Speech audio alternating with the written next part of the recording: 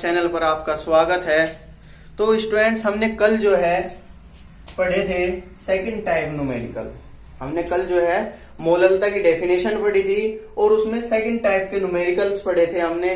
तो हम आगे आज जो है थर्ड टाइप के न्यूमेरिकल्स निकालेंगे। इसमें मोललता के थर्ड टाइप के न्यूमेरिकल्स।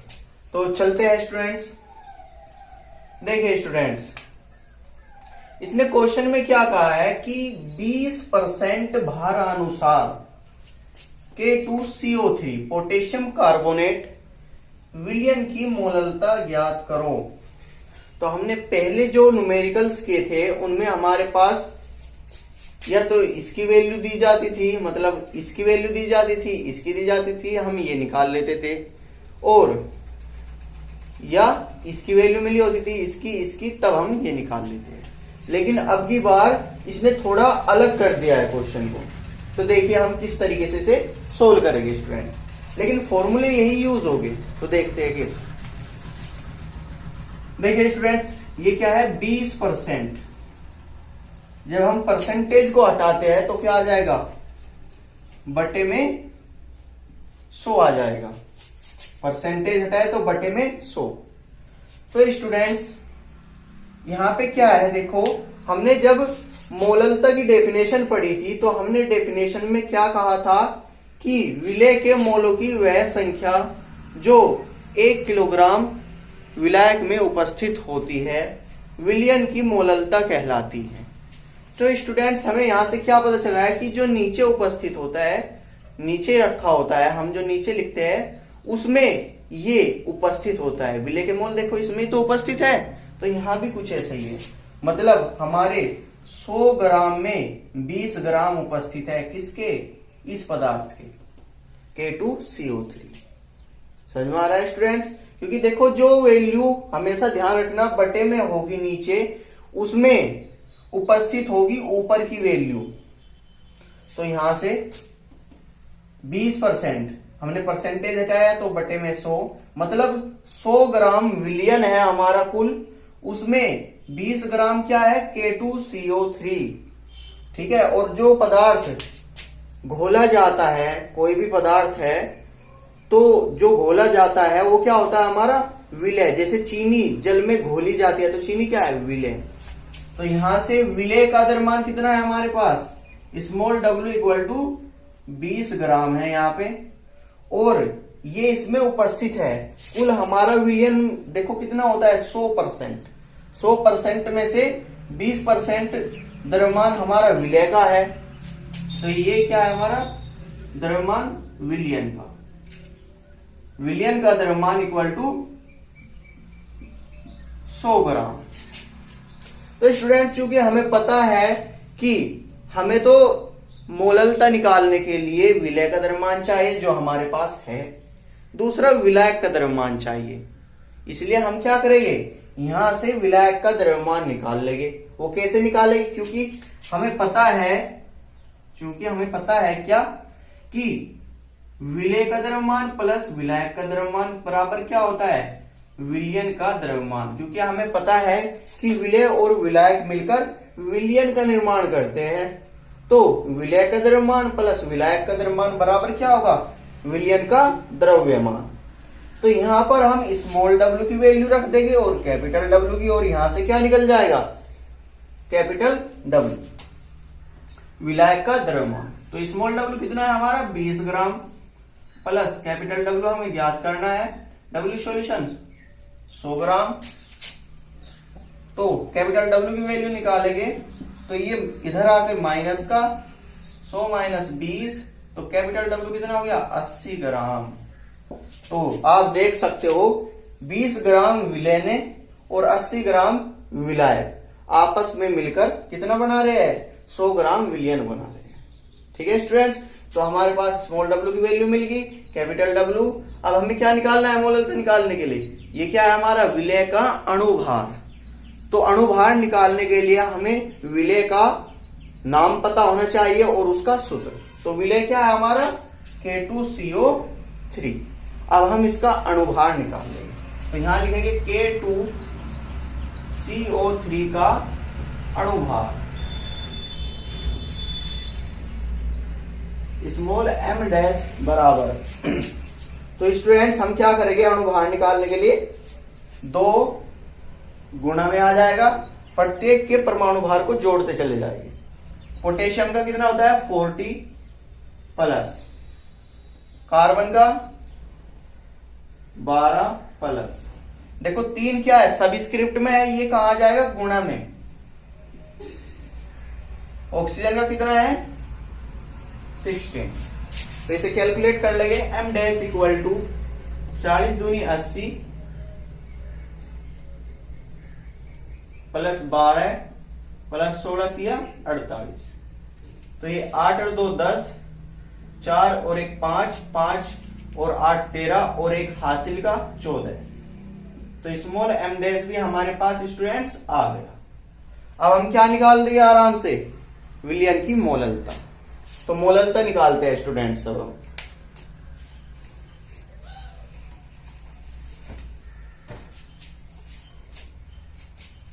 ये पॉज करके आप उतार सकते हो यहां से। अब ये मैं मिटाकर सोल्व कर देता हूं।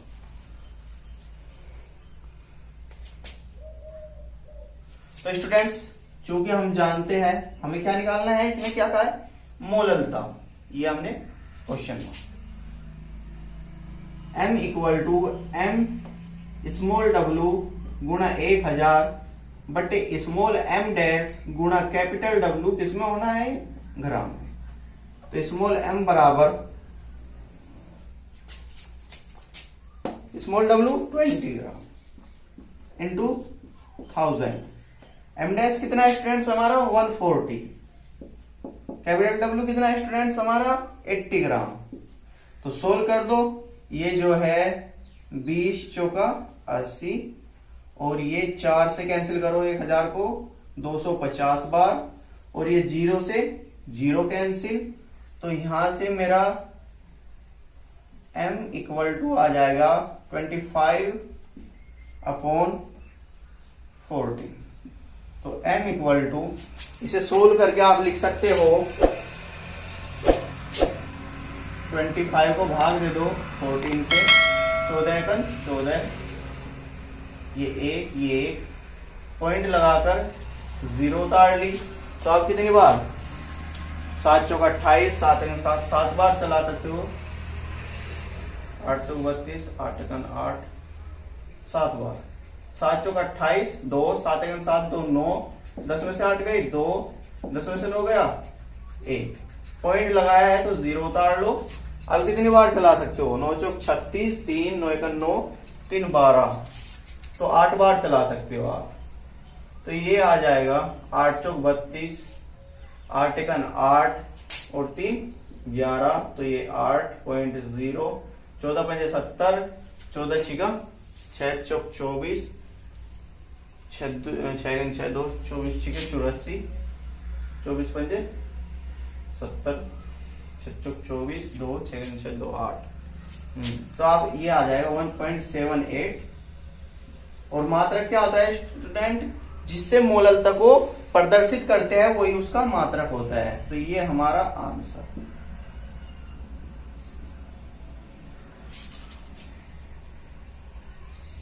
तो स्टूडेंट्स ये था हमारा थर्ड टाइप न्यूमेरिकल मोललता पर डिपेंड।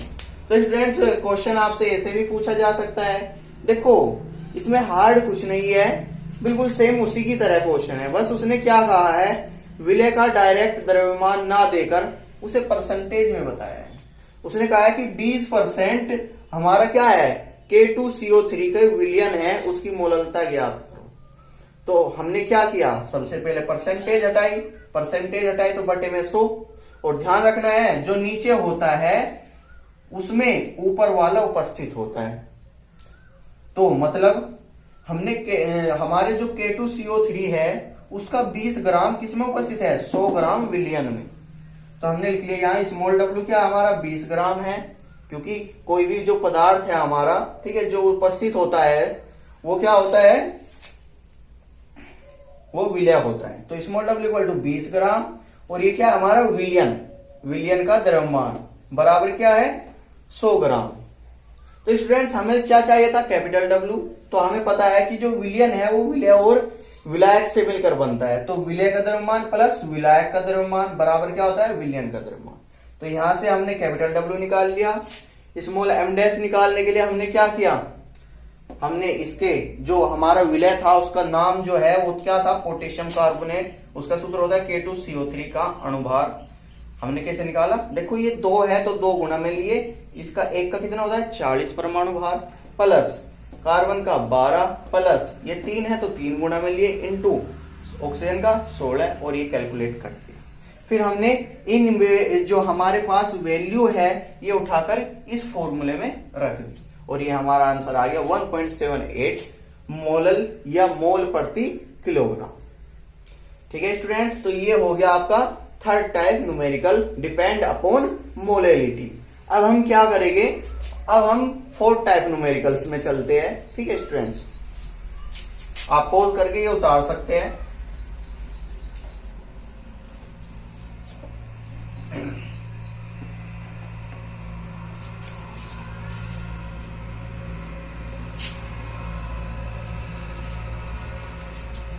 तो स्टूडेंट्स अब हम चलते हैं फोर्थ टाइप न्यूमेरिकल।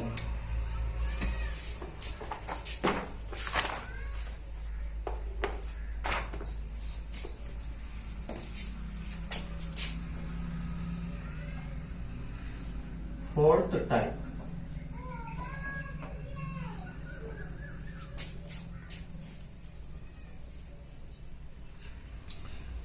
क्वेश्चन में कहा है इसने कि H2SO4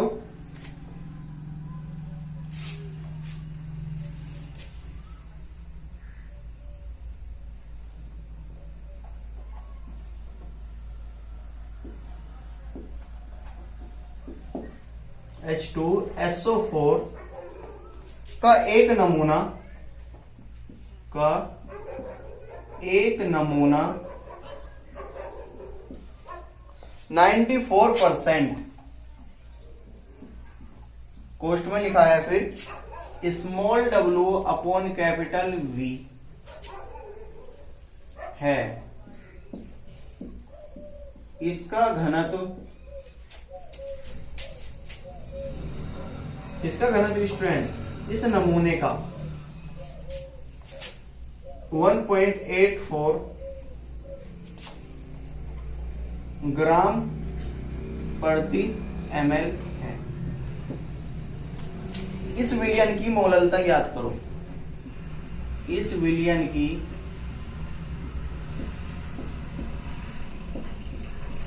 मोललता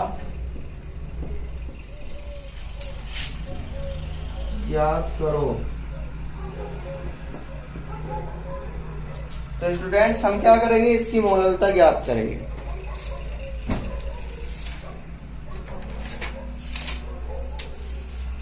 देखिए स्टूडेंट्स, थोड़ा ही अलग है, बिल्कुल नहीं तो सेम है, फॉर्मूला यही यूज होगा इसमें, बस हमें थोड़ा अलग तरीके से करना पड़ेगा क्वेश्चन। तो बिल्कुल थर्ड टाइप क्वेश्चन की तरह करेंगे थोड़ा। देखिए इसने कहा है कि H2SO4 का एक नमूना है हमारे पास। स्टूडेंट्स यहां नमूने से मतलब है कि विलयन है, H2SO4 का एक विलयन है। इसने कहा है कि उसमें H2SO4 कितना है 94% है, मतलब हमारे पास टोटल विलयन कितना है 100% है, उसमें 94 क्या है H2SO4। क्लियर है स्टूडेंट, मतलब स्मॉल w बटे V 100 ml में 94 ग्राम क्या है हमारा H2SO4 है। फिर इसने कहा है कि इसका घनत्व जो हमारा नमूना मतलब विलयन है, इसका घनत्व कितना है हमारा 1.84 ग्राम प्रति ml। इस विलयन की मोललता ज्ञात करो। तो हमें क्या करनी है, इस विलयन की मोललता ज्ञात करनी है। तो जस्ट थर्ड टाइप क्वेश्चन की तरह करेंगे। देखो शुरू से तो हम क्या करेंगे, सबसे पहले 94% इसकी परसेंटेज हटा लेंगे। परसेंटेज हटाने के लिए अपोन में 100। तो यहां से क्या है, इसने देखो कोष्ट में यूं दिया है स्मॉल w बटे V, और कैपिटल V आपको पता है कि क्या होता है, ये होता है विलयन का आयतन। मतलब विलयन के 100 ग्राम आयतन में 94 ग्राम क्या है विलय H2SO4। तो विलय का द्रव्यमान कितना है 94 ग्राम, और जो विलयन है उसका आयतन कितना है, वो है 100 ml, आयतन ml में। ठीक है स्टूडेंट्स, तो ये हमें यहां से मिल गया है। तो स्टूडेंट्स देखिए आप, स्मॉल w मुझे चाहिए था सोल्व करने के लिए, m निकालने के लिए ये चाहिएगा, तो हमारे पास है m डैश चाहिए, वो हम इससे विलय का अणुभार है, ये तो विलय है हमारा H2SO4, इसका अणुभार निकाल लिए। तो यहां लिख लेंगे H2SO4 का अणुभार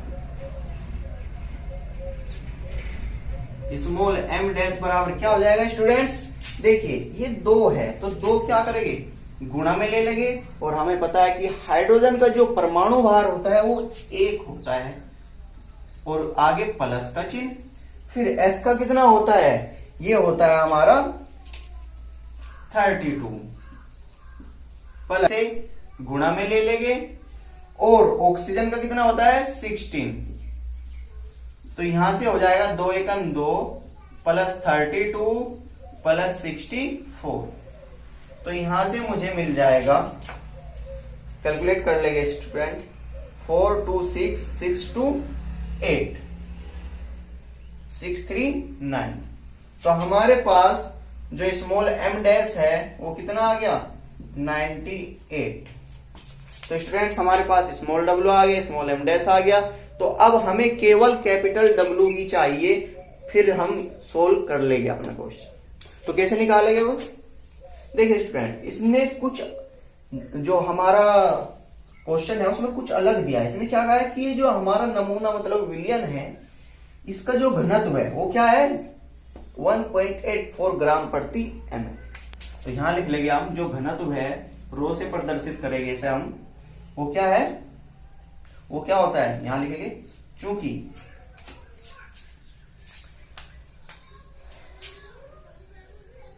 रो इक्वल टू कितना दिया है इसने 1.84 ग्राम प्रति ml, ये दे दिया है इसने। और स्टूडेंट जो रो घनत्व का मान होता है, घनत्व का फॉर्मूला होता है, चूंकि रो बराबर, देखो ये घनत्व किसका है, घनत्व है विलयन का, तो फॉर्मूले में जो भी वैल्यू बनेगी वो विलयन की ही होगी। जैसे मैंने आपको बताया था ये विलय का क्या है आपका मोलों की संख्या, तो इसका फॉर्मूला में ये खोला स्मॉल w बटे स्मॉल m डैश, ये क्या है विलय का ही द्रव्यमान, विलय का ही अणुभार। तो इसका फॉर्मूला होता है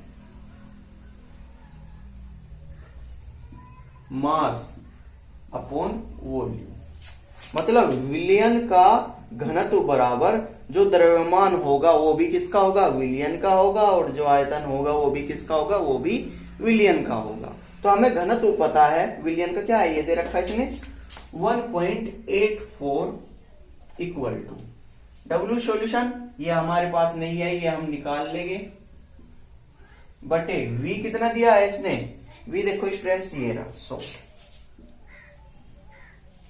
तो हम यहां से क्या करेंगे, ये भाग में इधर जाके गुणा में आ जाएगा और W सॉल्यूशन निकाल लेंगे। स्टूडेंट्स मैं इसे ऊपर से मिटा देता हूं,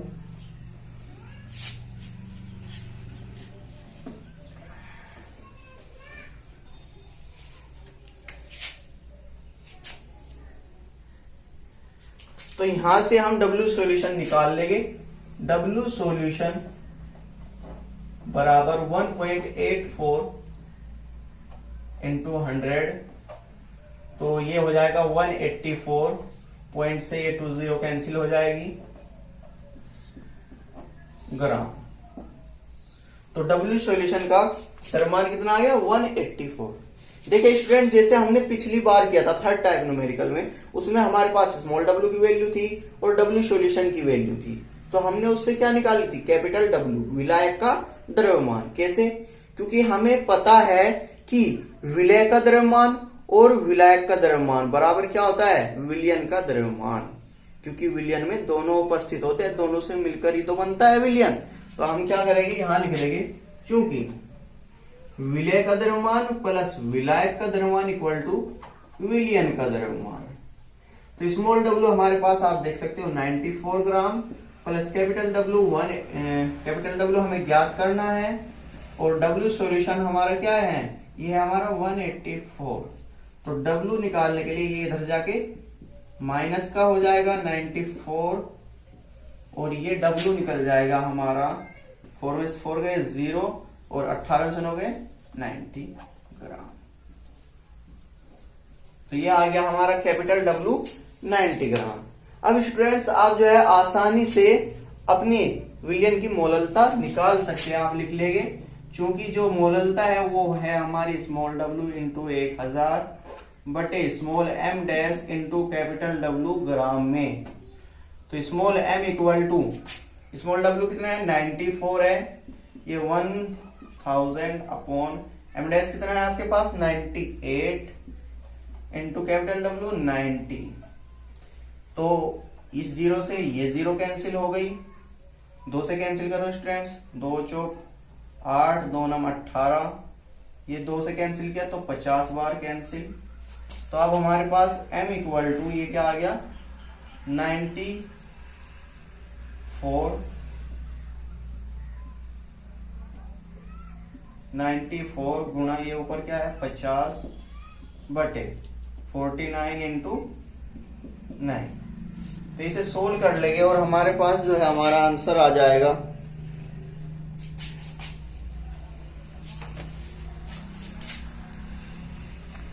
10.65।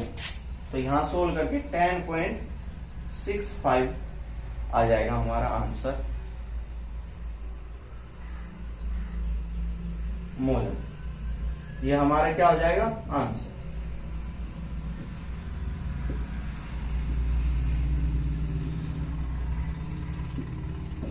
ठीक है स्टूडेंट्स, तो देखिए बिल्कुल क्या था, थर्ड टाइप न्यूमेरिकल था, थोड़ा ही अलग था। बस इसमें इसने क्या किया था अलग से, इसने विलयन का घनत्व दे दिया था जिससे हमें कैपिटल W का मान दूसरे तरीके से निकालना पड़ा। क्लियर है स्टूडेंट्स? तो जो है अब जो है ये चारों टाइप के न्यूमेरिकल्स समाप्त हुए मोललता के।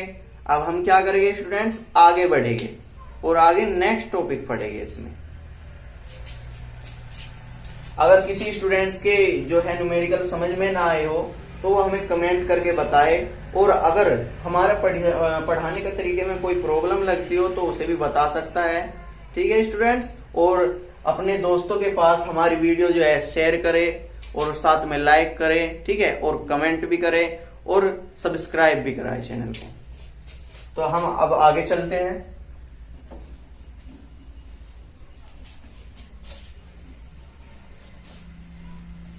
स्टूडेंट्स अब हम पढ़ेंगे मोल प्रभाज।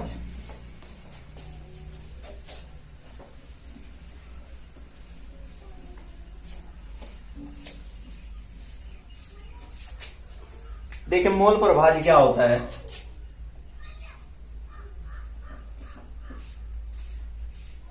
मोल प्रभाज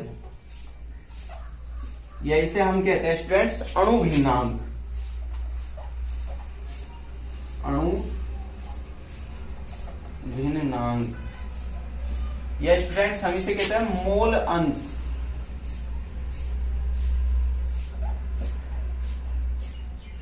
ठीक है स्टूडेंट्स, और हम इसे जो प्रदर्शित करते हैं वो काई से करते हैं, इंग्लिश में से कहते हैं मोल फ्रैक्शन।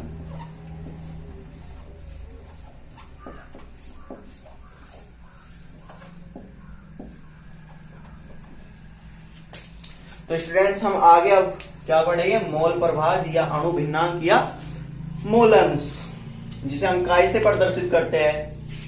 तो स्टूडेंट्स हम इसे पढ़ने के लिए देखो, जो हमारा मोल अंश निकाला जाता है वो विलयन के अवयवों का निकाला जाता है।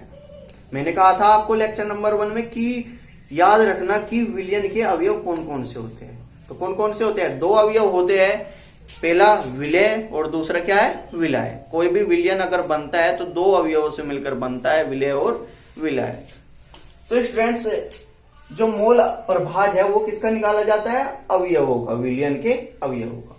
और कैसे निकालते हैं देखिए, हम पहले मैथमेटिकली चलेंगे, ठीक है, दिखा रहा हूं मैं आपको, फिर उसी के आधार पर डेफिनेशन बना देंगे, जिससे आसानी हो जाएगी आपको तैयारी करने में भी और समझने में। तो विलयन के अवयव होते हैं विलय और विलय। तो विलय का मोल प्रभाज अगर मैं यहां निकालू, देखो मोल प्रभाज को इससे प्रदर्शित करते हैं, विलय का निकाल रहे हैं इसलिए नीचे ये लगा दिया, बराबर होगा उसी के, जिसका मोल प्रभाज निकाल रहे हैं, उसी के मोलों की संख्या। तो विलय के मोलों की संख्या हम किससे प्रदर्शित करते हैं? कम मात्रा होती है विलयन में तो स्मॉल वैल्यूज, स्मॉल लेटर से दिखाएंगे। विलय का मोल प्रभाज बराबर विलय के मोलों की संख्या बटे विलयन में उपस्थित कुल मोलों की संख्या। अब आपको पता है विलयन में तो कुल मोल विलय के भी हो गए और विलायक के भी, तो विलयन में उपस्थित कुल मोल, तो विलय के मोल प्लस विलायक के मोल। देखिए स्टूडेंट्स, हमने विलायक के मोल कैपिटल एन से दिखा दिया। इसी प्रकार अगर मैं निकालूं विलायक का मोल प्रभाज,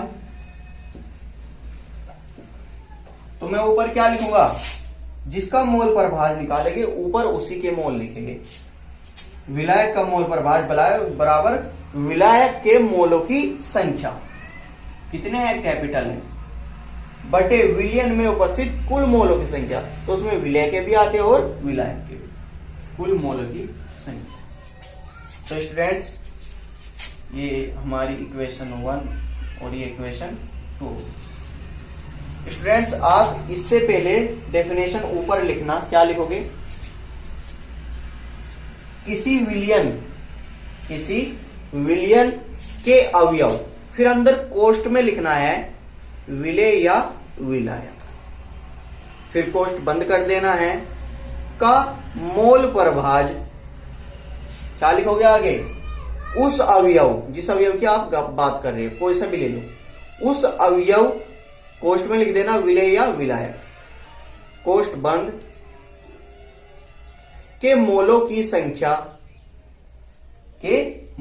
संख्या तथा विलयन में उपस्थित कुल मोलों की संख्या के अनुपात, ये क्या दिखाएगा? अनुपात, के अनुपात के बराबर होता है। देखो कोई भी ले लो, यही है डेफिनेशन। फिर आगे लिख देना है आपको, इसे काई, इस साइन को दिखा देना, इसे काई से प्रदर्शित करते हैं और इसका देखो कोई मात्रक नहीं होता है, ठीक है। फिर आगे आप लिखोगे अर्थात, मतलब जो डेफिनेशन में आपने बात कही है, ये अर्थात लिख के ये उतार देना है, क्योंकि आपने ये ही कहा है डेफिनेशन में। अब हम क्या करेंगे? हम इन दोनों को ये लिखकर आगे सोल्व कर देंगे। हम क्या करेंगे? यहां समीकरण 1 प्लस समीकरण 2 दोनों को जोड़ देंगे। ये हमने इसे जोड़ देंगे, तो जब हम जोड़ेंगे, देखो बराबर से इधर का जुड़ेगा और बराबर से उधर का उधर जुड़ेगा, तो ये क्या हो जाएगा? ये इसमें जुड़ जाएगा, काई विलय प्लस काई विलायक बराबर, ये इधर जुड़ जाएगा, small N upon small N plus capital N, और ये प्लस, देखो दोनों के बीच में प्लस का आ गया, capital N upon small N plus capital. ठीक है स्टूडेंट्स, तो आगे जस्ट सोल्व कर देंगे इसे।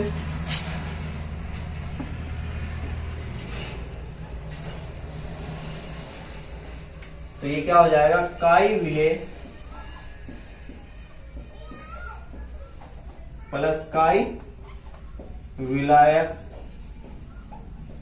बराबर, देखिए हर अगर समान है तो ऊपर डायरेक्ट जोड़ दो, हर समान है तो ऊपर डायरेक्ट जोड़ दो, small N plus capital N बटे, और समान है इसलिए किसी एक को रख लेंगे यहाँ कैपिटल, तो ये इससे कैंसिल हुआ, तो ये एक, और काई विलय प्लस काई विलायक बराबर 1, एक फॉर्मूला ये आ जाएगा। ठीक है स्टूडेंट्स, तो हमारे पास क्या आ गया? एक फॉर्मूला ये हो गया, काई विलय बराबर ये होता है, और एक फॉर्मूला हो गया ये।